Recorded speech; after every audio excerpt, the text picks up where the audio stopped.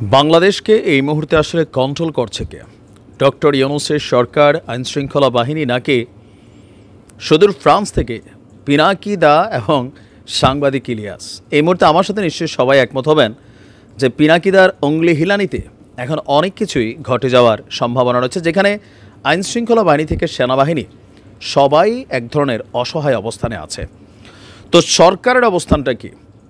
যখন সব কিছুকে মোটামুটি শান্ত করে এনেছেন, এবার প্রধান উপদেষ্টাকেও 48 ঘন্টার আলটিমেটাম দিয়েছেন।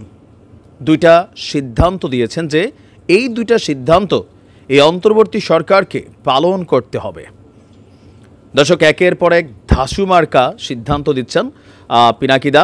তো এবার দেখি যে ডক্টর মোহাম্মদ ইউনূসকে তিনি আসলে কি পরামর্শ দিয়েছেন, যে দুইটা সিদ্ধান্ত এই মুহূর্তেই অন্তর্বর্তী সরকার প্রধানের নেওয়া খুবই জরুরি।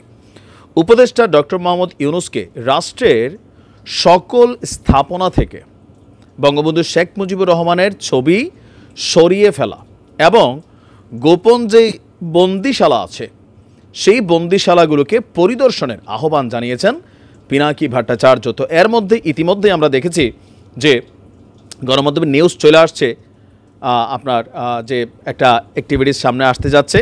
তো আমি পরবর্তী ভিডিওতে সেটা জানাবো।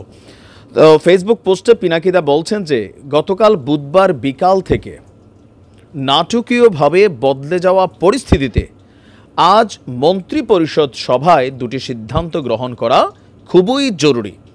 এখন মন্ত্রিপরিষদ বলতে এই মুহূর্তে যারা উপদেষ্টারা আছেন তারাই কিন্তু মন্ত্রীর পদমর্যাদায় আছেন। সো উপদেষ্টা পরিষদ একসাথে বসে আজকে দুইটা সিদ্ধান্ত নিতে হবে।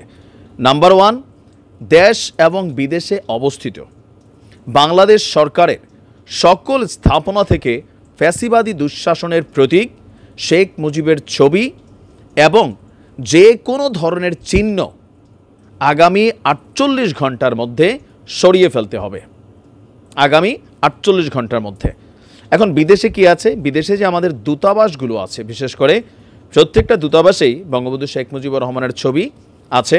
তো সেই ছবিগুলোকেও সরানোর জন্য, আর সারা বাংলাদেশে আমরা এটা সবসময় জানি যে ক্ষমতাশীল জনদিনে যারাই থাকে তাদের মানে প্রধানমন্ত্রীর ছবি, আর এতদিন যাবৎ আমরা দেখছি যে বঙ্গবন্ধু শেখ মুজিবুর রহমানের ছবি গেল 16 বছর সব প্রতিষ্ঠানে আপনার বাধ্যতামূলক ছিল।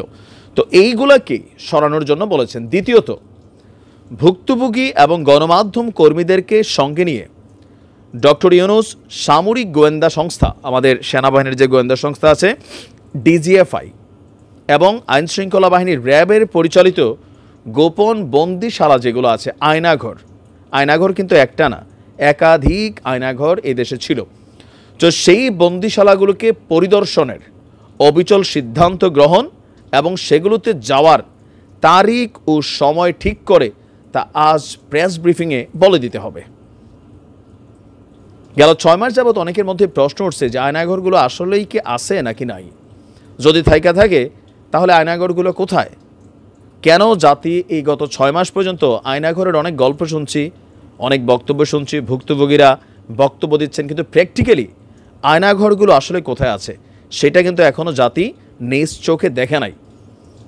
এখানে নানান বক্তব্য আছে যে কি বলে যে তাসনিম খলিল নেত্রা নিউজের, তিনি বলছিলেন যে একটা চাপে ডক্টর মোহাম্মদ ইউনূস আয়নাঘর পরিদর্শন করতে যেতে পারছেন না বা তিনি যাচ্ছেন না। এটা গতকালকে পিনাকি সাংবাদিক ইলিয়াসের লাইভে তিনি এই কথাটা কিন্তু বলছিলেন।